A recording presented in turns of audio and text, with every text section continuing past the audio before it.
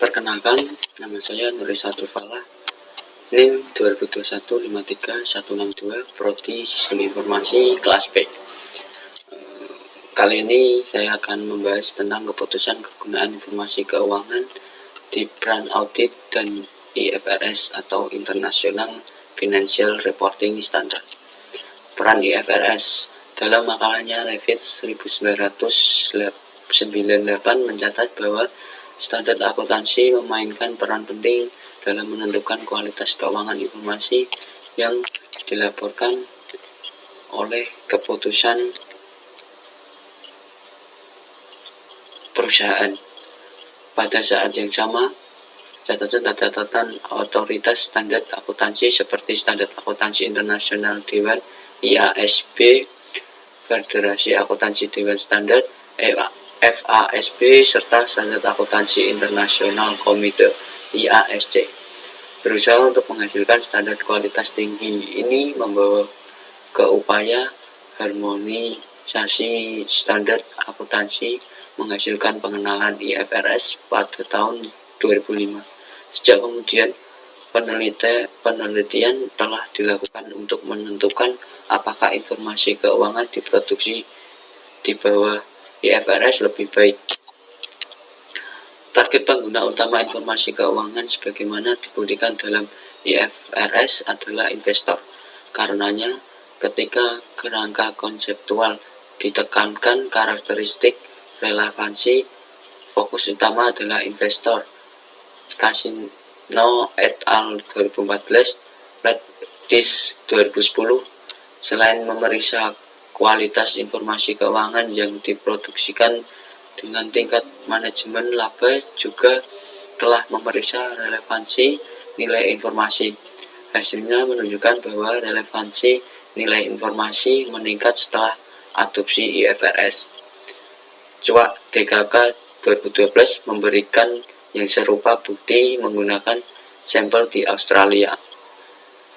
Dia menemukan bahwa relevansi nilai pendapat meningkat setelah adopsi IFRS. Hal ini menunjukkan bahwa upaya untuk meningkatkan informasi keuangan bukanlah tujuan itu sendiri. Tujuan utama adalah untuk meningkatkan kegunaan keputusan dari informasi tersebut, dan juga meningkatkan relevansi nilai, menunjukkan bahwa informasi lebih bermanfaat bagi investor dalam membuat keputusan investasi. Informasi keuangan dibentuk oleh standar akuntansi yang diadopsi. Kualitas dari informasi keuangan sebagai besar diukur melalui pos-pos yang termasuk dalam laporan keuangan pernyataan. Lanjut, pada salah satu karakteristik kualitatif dari kualitas informasi keuangan, komparabilitas, menggunakan dua proksi asimetris, informasi pembelian orang dalam dan analisis peningkatan rekomendasi. Mereka memeriksa tingkat pengambilan abnormal perusahaan di Inggris. Hasil empiris mereka menunjukkan bahwa abnormal kembali ke dua proksi informasi penurunan asimetris setelah reverse adopsi. Ini membawa mereka untuk menyimpulkan bahwa adopsi IFRS wajib meningkat komparabilitas dan dengan demikian mengurangi kemampuan orang dalam mengeksploitasi informasi pribadi. Britt et al. 2012 menguatkan bahwa upaya untuk mengonvergensi standar akuntansi dan meningkatnya penggunaan wajib IFRS di seluruh dunia telah meningkat komparabilitas angka akuntansi. Studi sebelumnya memberikan bukti bahwa implementasi IFRS umumnya memperkuat kualitas informasi dan tidak hanya bermanfaat. Terlepas dari temuan ini, beberapa penelitian gagal menemukan bukti kuat bahwa IFRS meningkatkan kualitas informasi keuangan.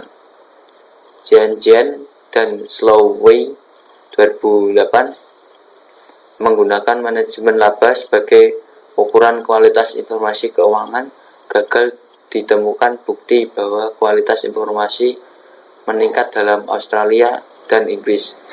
Mereka menemukan penghasilan manajemen untuk menunjukkan lebih rendah kualitas informasi di Paris setelah adopsi IFRS. Ahmad Dikaka 2013 ditemukan hasil yang sama ketika mereka mendokumentasikan peningkatan perataan laba yang mengindikasikan kualitas informasi yang lebih rendah di negara-negara yang mengadopsi IFRS dibandingkan dengan yang tidak. Singkatnya, meskipun ada bukti kuat tentang peningkatan kualitas informasi keuangan setelah adopsi IFRS, temuannya adalah tidak konklusif. Selain itu, meningkatkan kualitas informasi tidak boleh menjadi tujuan akhir diri. Sebaiknya, yang lebih penting adalah kegunaan keputusan dari informasi tersebut. Studi relevansi nilai secara umum memeriksa kegunaan keputusan akuntansi nomor untuk investor atau pasar lainnya.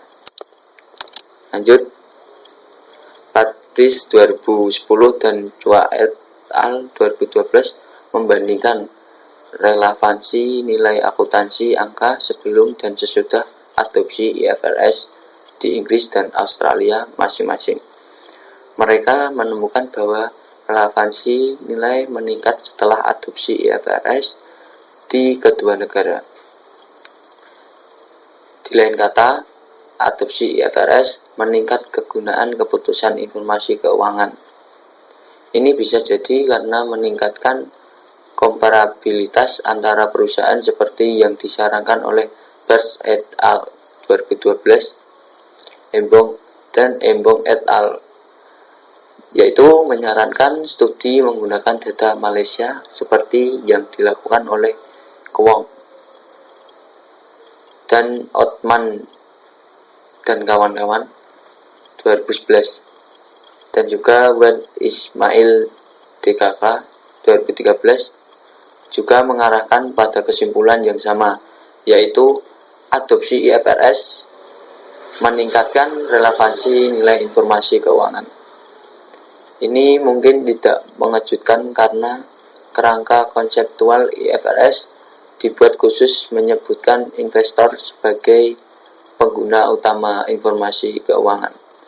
Oleh karena itu, dapat menyimpulkan bahwa informasi yang relevan adalah dimaksudkan untuk memenuhi kebutuhan.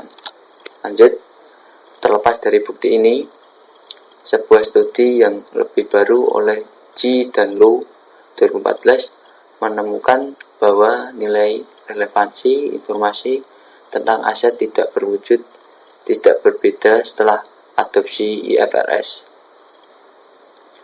Pelaku pasar modal bukanlah hanya pengguna informasi keuangan meskipun yang penting. Perusahaan juga menggunakan keuangan informasi dalam mengambil keputusan tentang investasi. Keputusan investasi perusahaan mungkin menjadi lebih penting sebagai investasi yang baik. Keputusan dapat memastikan pertumbuhan perusahaan. Oleh karena itu,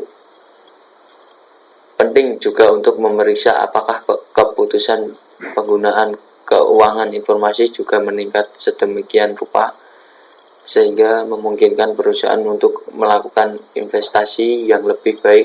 Keputusan setelah pengenalan IFRS.